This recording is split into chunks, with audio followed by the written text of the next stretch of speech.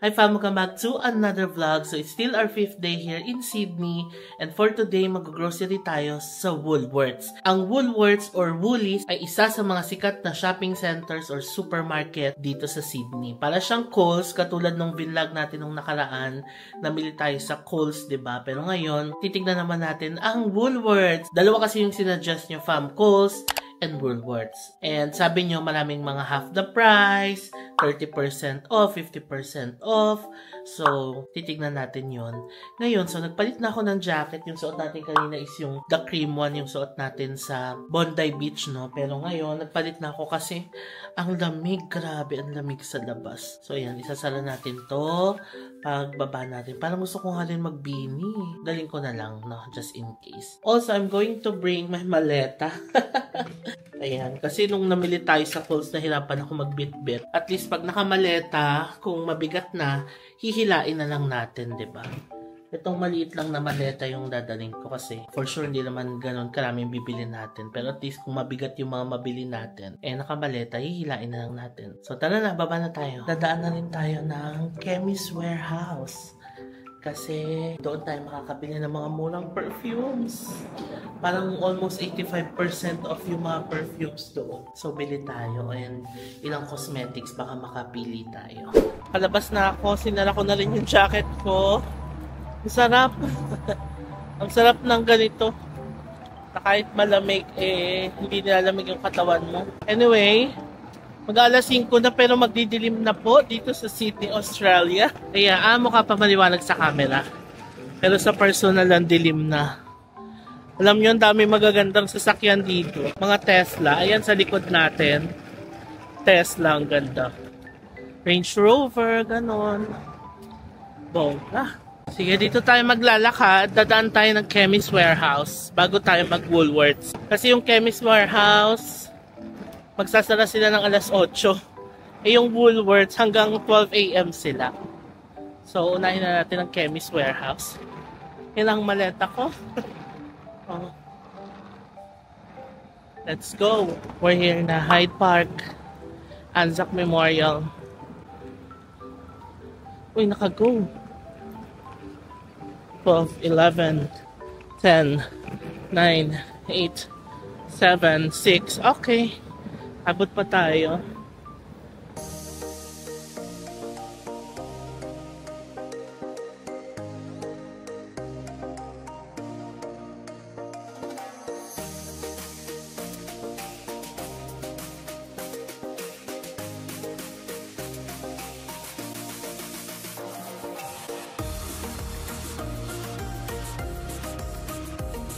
Ito na ang Chemist Warehouse. Parang napapansin ko lagi siyang may katabing tobacco station. Siguro mag-sister company itong dalawa. Yan o, tobacco station. Dito tayo sa Chemist Warehouse. Your house of wellness. Get well, stay well, live well, look fabulous. Ganon dapat. Ito yung sinasabi kong up to 85% na sale. At itong mga Lucas Papausikat po. Bibil tayo nito. Ang galing, meron silang ganito, low calorie diet from Nestle. Optifast. Para sa mga naglo-low calorie. Galing Ito na yung mga vitamins. Ito rin ang maganda dito sa Australia, no? Ang dami nilang vitamins. And maganda ang healthcare system dito. Ito yung binibili kong Centrum for Men sa Korea. Bili tayo dito. $14.49. Bili din tayo nito fam. Travel and compression socks. Kailangan natin to kapag mahabang flights, diba? Mahal nga lang siya. $36. Pero super effective naman siya. Clinically proven graduated compression system to improve circulation. Okay? Ito nakakatuwa sa mga Carmex nila. May flavor. Ito, gusto ko itong strawberry. And, ito. Anong flavor niya? Pineapple mint. Okay. Ito, may nag-recommend din sa akin ito. Sukin Facial Moisturizer. Paraben free. Hydrate and soften skin through a beautiful blend of rosehip, avocado, sesame, and jojoba oils. All skin types. Okay, sige. Half the price kasi siya, so kunin na natin. Ito din yung binibili nating perfume, si Ariana Grande Cloud. $40 lang dito, oh. So, 1,600 pesos. Not bad. Itong Jovan, gusto pala ni Papang to. Nakabili siya yan sa Dubai. Bila natin siya. Oh, ito din yung lippy na ginagamit ko, yung binigay ni Cas Vanessa. Super Stain. Matte Ink. 65 Seductress. $11. Ayan.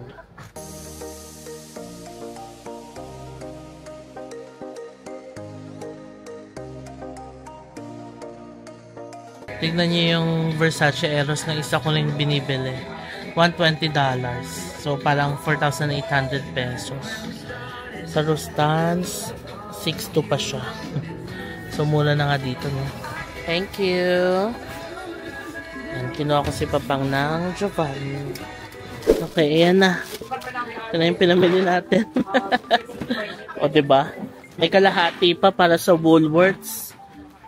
Okay, mission accomplished tayo. O, diba? At least, hihilain na lang natin. Kahit na mabigat siya, hilain mo na lang. Inabot na tayo ng dilim. 5:45 pa lang na hapon dito sa Sydney. Let's go to Woolworths. Yung iba dito, mga Lucas Papaw, mga pasabay ni Sis. So, follow nyo siya sa kanyang IG account. At Sis Pasabay. Ayan na, maglalakad tayo to Woolworths.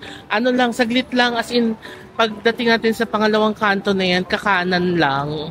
Tapos doon na, ang lapit lang din natin sa Queen Victoria Building, sa Town Hall, basta malapit tayo. Ito na yung event cinemas. Dito na dumadaan yung light rail. Ayan, no? O, diba? Pag diniretso natin, Queen Victoria na. Queen Victoria Building. Oh, light rail. Bread top, not bread talk. Tapos sa taas, UFC gym. Ang ganda naman dito. Bellucci. Ayan, o. Tapos meron silang alfresco. Oh. Alam, lakas maka ano talaga. Out of the country. Upo ka dyan, o. Tapos may light rail. Diba? May KFC pala dito, o. Ngayon ko lang nakita. Yun na, light rail. Amaze ako sa light rail, na. Uy, ang ganda. Anong establishment dun sa kabila? Simbahan. Oh. Ang ganda, oh.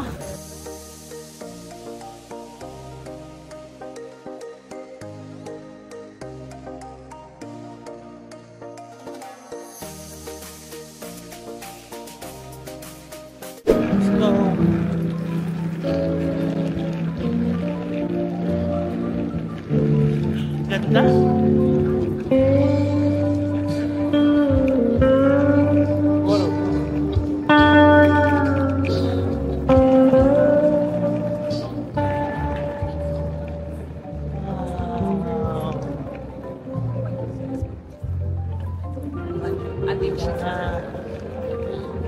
Yan, nagbababaan na yung mga sumakay ng light rail. This is the Town Hall Station pala. Wow, look at this building. Ang ganda. Tignan nyo, alas 6 pa lang dito sa Sydney.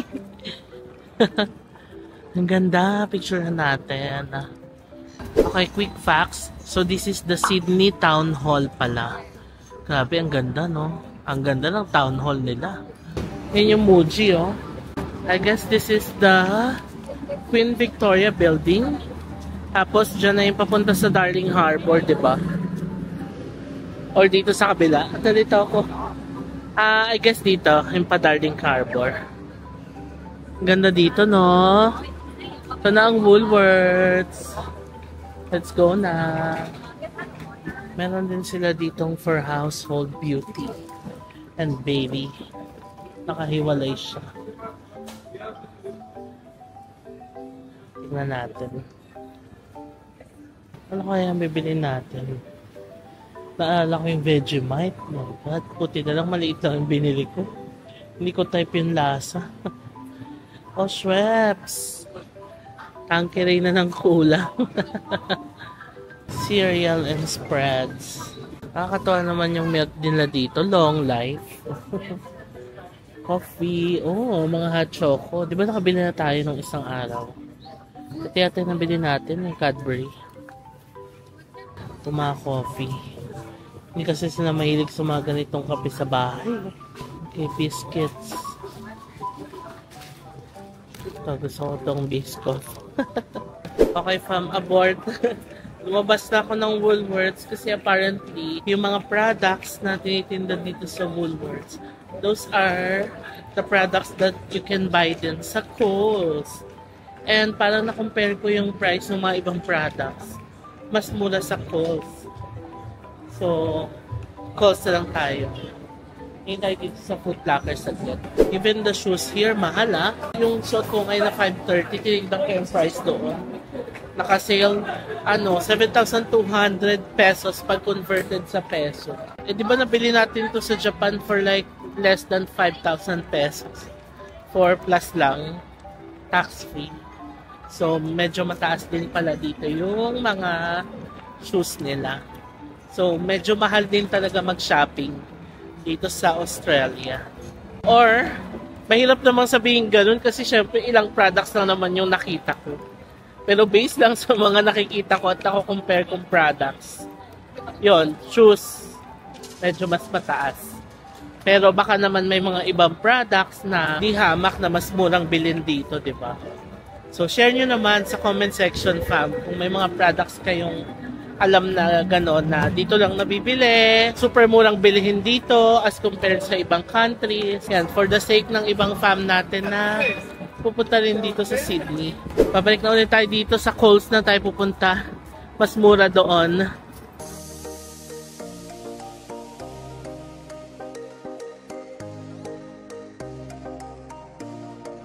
Nalakad tayo pabalik. Parang nagugutom na rin ako. Yan o. Ramen. Korean fried chicken. Nene. Nene. Nene talaga. Pero parang ang sarap naman ng Korean fried chicken. Yan o. Nene. Okay, dito tayo kumain kay Nene Chicken since 1999. Order ako ng 6 pieces na wingets and drumettes. Single flavor na spicy. And then, order ako ng black rice and mineral water. So, ang total ay $18. Pero since card ang ginamit ko, naging $18.27. Ganun dito, nung pag gumamit ka ng card, may surcharge. Para cash na lang ako. Dito kasi ako pumila sa machine eh. Tapos parang card payment. So, ganun talaga. Okay na yun. Take ko na yung order. Tapos kain tayo dito sa alfresco nila. May heater naman. So, carry lang. Okay, let's eat. We have Nene Chicken. Mahal ng water nila dito. $4. So, this is 160 pesos. So, kumuha rin ako ng gloves. Para mag-gloves tayo. Uy, ang ganda ng background natin. Oh. Diba? This is our black rice. And then we have wingets and drumettes. Wow, mainit pa. This is our chicken. Love it. Okay, let's eat.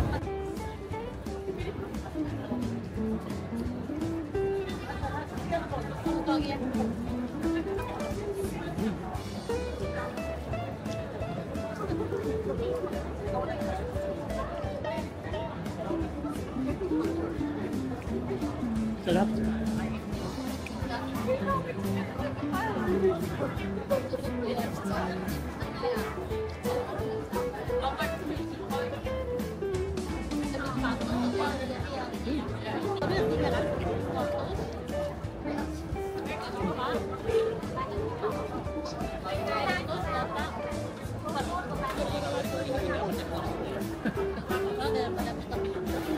It's good. Somehow reminds me of the Korean chicken na niluluto ni Karen.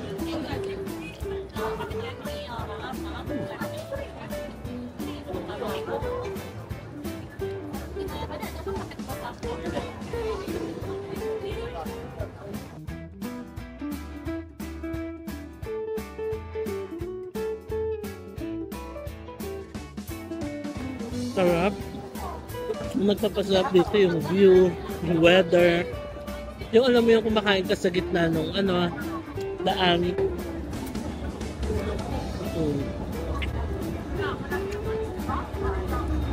Tapos background mo light rail.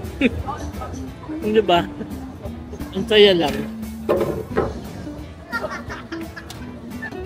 Okay.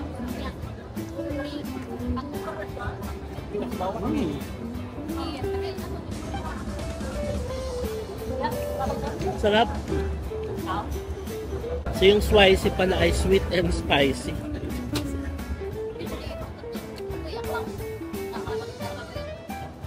Review natin.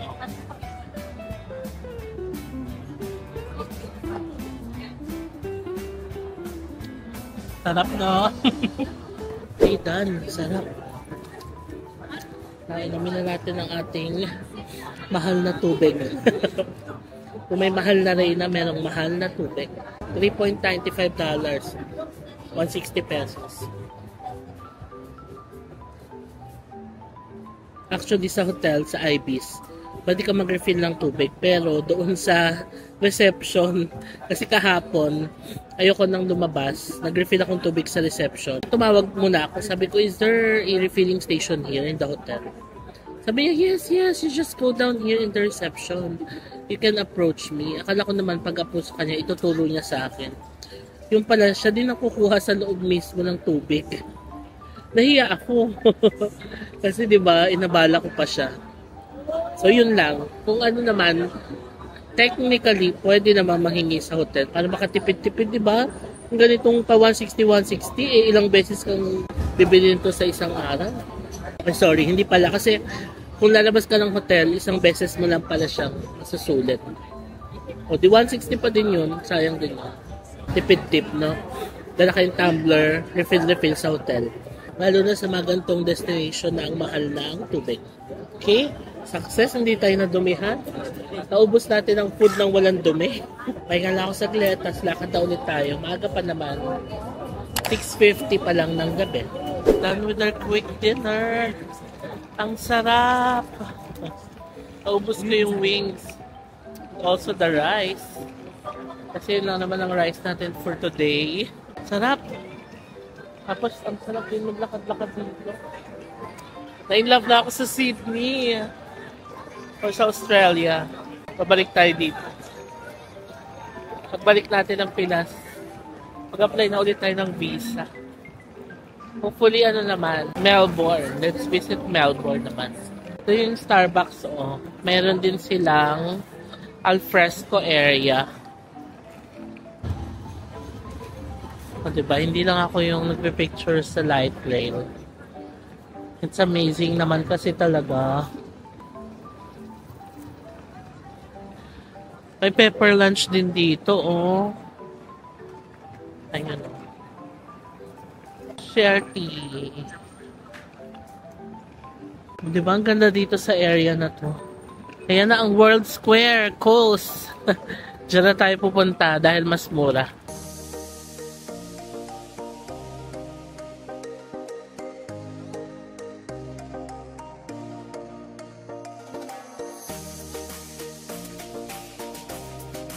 Wala, ang favorite nating Japanese restaurant sa Manila, Yayoi, meron din pala here. Tapos Guzman y Gomez, yung nirecommend nyo din. Din Tai Fung, meron din dito. Max Brenner Chocolate Bar. Tara, baba tayo. For Coles. Let's go to Coles. Dahil may dala akong maleta. We're gonna shop till we drop. Okay, here na at Coles. Let's go. Tayo na't mamili. Ang sasarap naman ng cakes and desserts nila.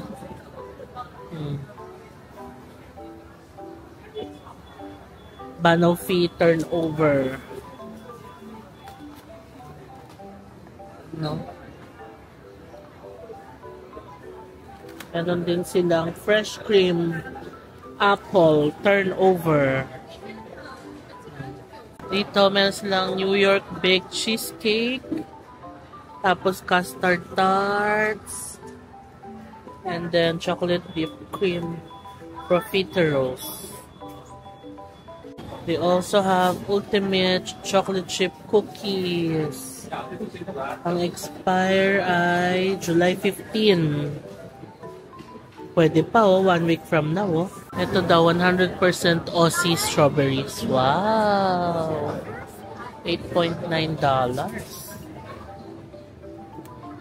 Ganda, ang sarap nito i-shake ayan, sagana sila sa Tim Tams.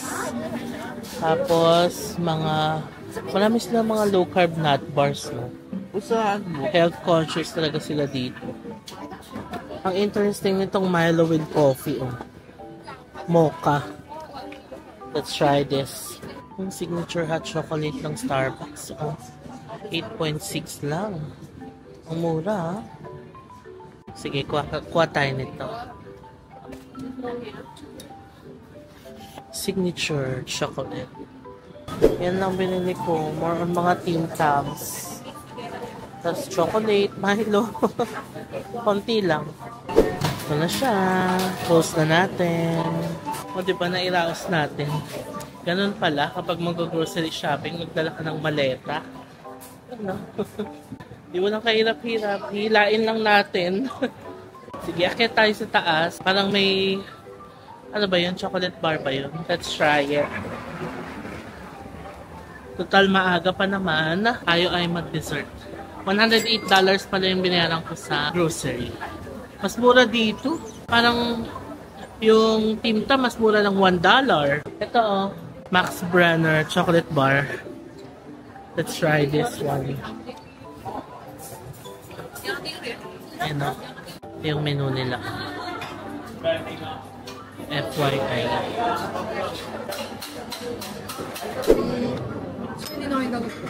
$29. Kasama pa to sa budget na binigay sa akin ng tita, $200. Mga $30 or 1,200 pesos. Iced chocolate and crepe. Okay, wait na lang natin ang ating iced chocolate and crepe. Ang pronounce nila dito ay crepe. Crepe, crepe, crepe, crepe. This is Max Brenner chocolate bar inside World Square. Time check, it's 7:41 p.m. Sydney time, so 5:41 p.m. pa lang sa atin. Sa atin ano pa, hapon pa, pero dito gabi. Pero at least 2 hours lang in difference. Kapag yata may daylight saving time, 3 hours in difference. Cute naman ang iced chocolate nila. Talagay sa ganito. Max Brenner alias. Let's try. Let's try the iced chocolate. Wow, it's so good. So rich. Sarap. More on milk chocolate siya. It's so milky. It's good. Ayun natin yung ating crepe. Nandito na ang ating dessert. So, it's a caramel and banana crepe. With vanilla ice cream pala siya. Okay, let's eat. Although, hinahanap ko talaga yung sticky date pudding. Saan kaya makakabili?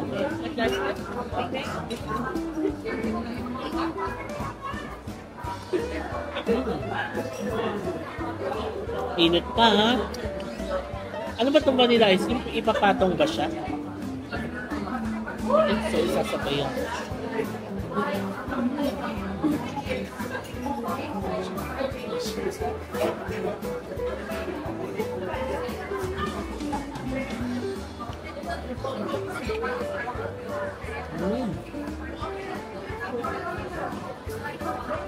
Sarap. Sobrang init ng crepe. Dapat sabayan mo siya ng vanilla ice cream para ma-neutralize yung init.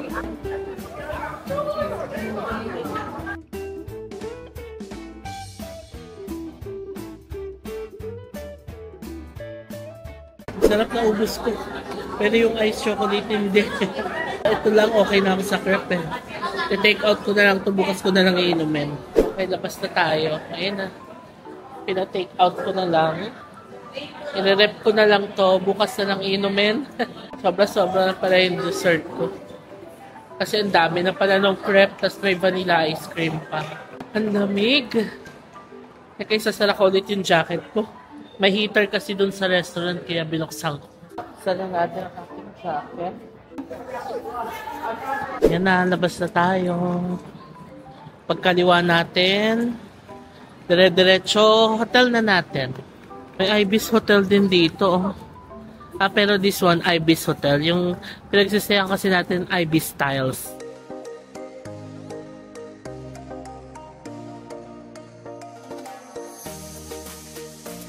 Lapit na tayo sa hotel. Ayan na, yung kanto na yan. Sobrang lamig ngayon, ibang level. Nakalagay sa Google 11 degrees. Pero kung ihahantulad ko sa Japan, parang mga 5 degrees to, ganun. It's freezing cold, lalo pag humangin. Pero kanina, hindi na masyado, di ba? Dahil pag gumabi na, ito na yung kanto ng hotel natin. Ayan yung convenience store na binibilan natin, di ba? Tapos nakakatuwa, ang baba ng hotel natin, Philippine Consulate. Dito na ako sa hotel. Kapila sa elevator. Okay, we're finally back sa ating hotel. Sarap mag-hot shower, napakalamig sa labas. Ngayon, let's remove our quintas at pulseras. At ang ating eyeglasses. Fairness, ang sarap dun sa Max Brenner, ha? Tapos yung Nene Chicken. Sarap. Kaya nyo yun, nasa ano lang, along the railway ka lang. Pag ganyan, nakakapasok ko lang, tinotodo ko yung aircon. Pero maya-maya, pinapatay ko din. Or nilolowest ko. Kasi, it's cold. Okay, kilo ko na yung mga bagahe para alam ko na ilan pa yung pwede kong bilhin, pwede itagdag. Kasi magkikita pa kami ni Tita bukas and may mga ipapadala pa siyang mga chocolates, coffee, etc. Okay. Yeah. Oh. This is 19 kilos. Ito wala pa eh. Wala pang naman. Kalimutan ko bumili ng battery. Kasi naghihingalo na yung battery nito. Ang yellow ay 10 kilos. Yung blue. How many kilos pa itong blue? This is 3.5 kilos. Okay. Dilista ko na. By the way, sobrang handy nitong pang timbang ko. Diba? Kung gusto nyo rin ito, ilalagay ko yung link sa description box below. Okay. It's such a fun day today. Grabe. Ang aga nating papahinga ngayon at 8:25. Sa Pinas, 6:25 pa lang ng hapon. Pero tayo, magsha-shower na at magre-ready na to sleep, no? So, to summarize the day, super saya at napuntahan natin ang Bondi Beach. The food was amazing, super sarap. And then, the Woolworths, hindi ako masyadong na-impress sa Woolies kasi yung mga tinda doon parang same lang din sa Kohl's pero mas mura sa Kohl's. Or baka naman kasi nasaktohan ko lang na nagsisale ang Kohl's. Kasi sabi nyo, fam, yung Woolies nagsisale din yan. So, baka na-tsempohan ko lang na ngayong bumibili ako yung Kohl's yung nakasale. So, kung pupunta kayo dito, might as well visit those two places para ma-compare nyo rin yung prices and baka mamaya may mga mabibili sa Kohl's na wala doon sa Woolies or vice versa. So, yun lang. I'm so happy na nabili ko naman lahat ng mga kailangan kong bilhin. Usually, mga Tim Tams lang naman. Kasi nga, yun ang sinabi sa akin na masarap daw bilhin dito sa Sydney. Although, hindi ko na alam yung iba. Lucas Papang, pinabili ni Sis, pati yung Cadbury. So, ayun. Yun yung majority ng mga pinagbibili ko. Although, tomorrow, imimit ko pa si Tita. Magpapadala daw siya ng mga chocolates and coffee for Mamang and kay Auntie Saisi. So, ayun lang. I'm going to end the vlog. It's our 5th day na, no, here in Sydney. And tomorrow's our 6th day and our last full day.